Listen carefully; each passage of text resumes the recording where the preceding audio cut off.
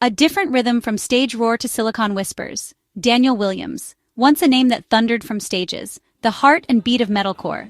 The Devil Wears Prada. His drumming was a primal force.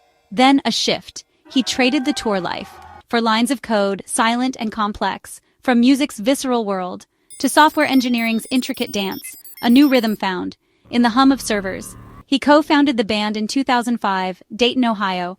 Albums like Plagues, With Roots Above and Branches Below, became anthems for a generation. His drumming, a signature. But life changes. In July 2016, the music stopped. For Daniel, at least with Prada, he stepped away from the kit. Sandiego became his home. A new chapter unfolded, far from the mosh pits, a different kind of creation. He poured his youth into it, leaving an indelible mark. But life changes. People change. The Final Ascent, Teterborough's Tarmac and a Skyward Promise. May 21, 2025. Teterboro Airport, New Jersey, a place for private flights. DanielWilliams, now 39, prepared for a journey with his friend Dave Shapiro, a music agent and pilot. The plane was a Cessna 550, tail number N666DS, owned by Shapiro through Daviator LLC, ready to pierce the dark sky. The clock ticked towards midnight. The jet's engines roared to life. It taxied, then lifted off. Destination San Diego, California. Montgomery-Gibbs Airport. A long flight ahead. For Daniel, perhaps a break, a trip with a friend, a chance to see the world from a different perspective. Not from a tour bus window, but from the cockpit's vantage point. The city lights of New York would have glittered below, then receded, as they climbed higher, towards the stars. A promise of swift travel. The air smelled of jet fuel and anticipation, a familiar sound yet always thrilling. Digital ghosts. Here we go! And the Kansas stopover.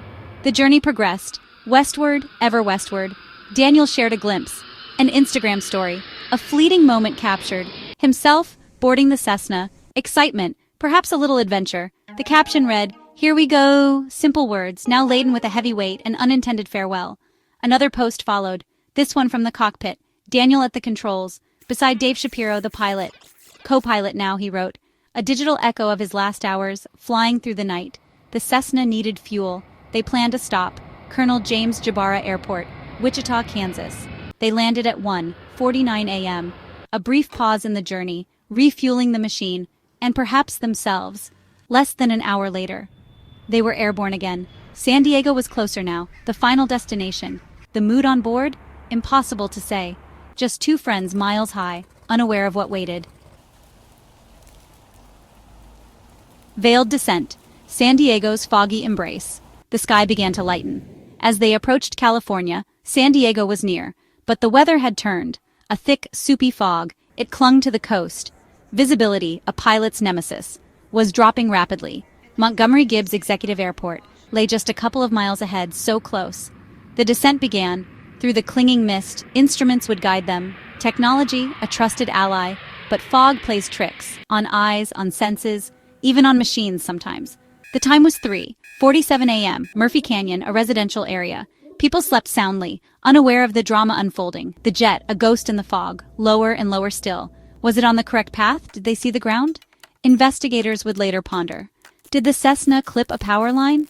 An unseen obstacle, a sudden catastrophic event. The final moments must have been terrifying. Just the cold, hard truth.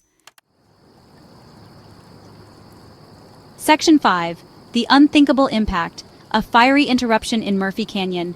Then, the world tore apart, for those on board and for those below. The Cessna 550, a small but powerful jet, met the Earth with violence, a collision that would change lives forever. In that quiet military neighborhood, near Tierra Santa, just 2 miles short of its destination runway, a devastating final stop. The tranquility shattered in an instant. So close, yet so far.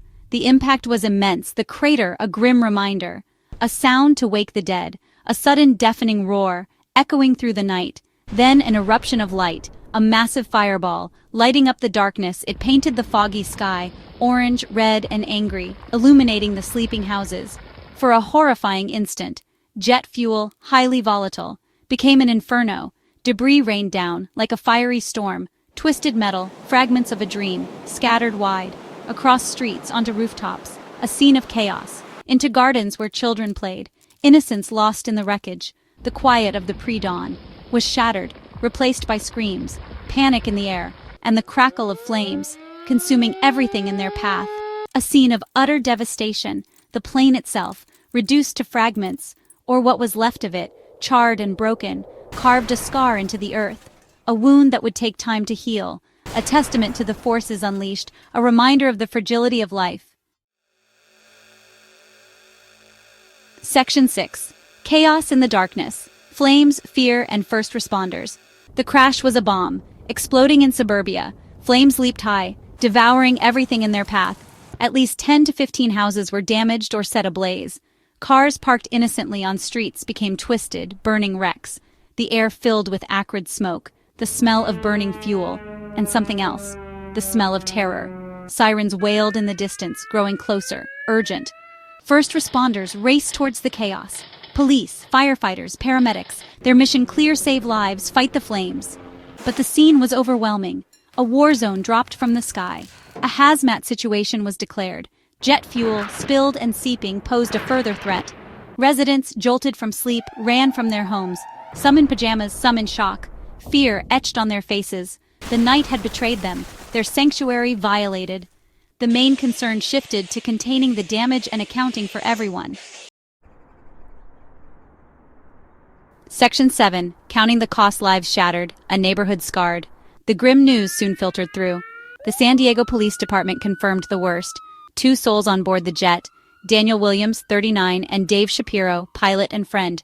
Both were deceased. Their journey had ended in this fiery cataclysm. No chance of survival, the impact too severe, the fire too consuming. But the tragedy rippled outward. 8 people on the ground were injured. A family of 5 rushed to the hospital. Their home, perhaps their lives, forever changed. Others received treatment for minor injuries. The physical scars on the neighborhood were stark and brutal. Homes charred and broken. Streets littered with wreckage. The community, tight-knit, was shaken to its core. The fog eventually lifted that morning, but a shadow remained. Section 8. Echoes in the static. Tributes to a lost beat and a guiding hand. As news of the crash spread, the digital world lit up, not with fire, but with sorrow.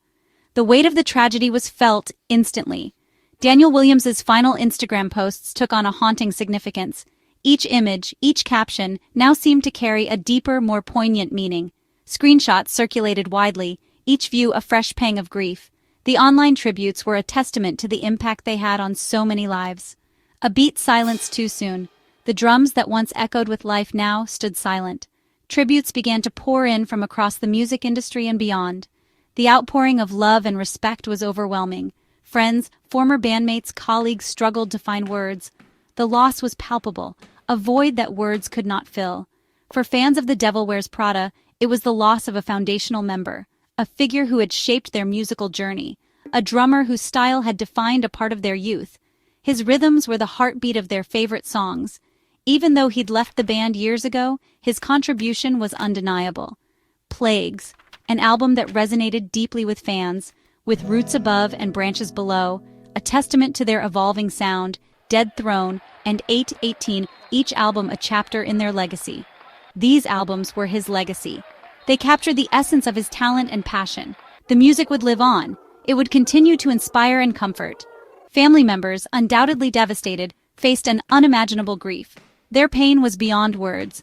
Beyond the public persona, Daniel was a son, a brother, a friend. His loss was deeply personal.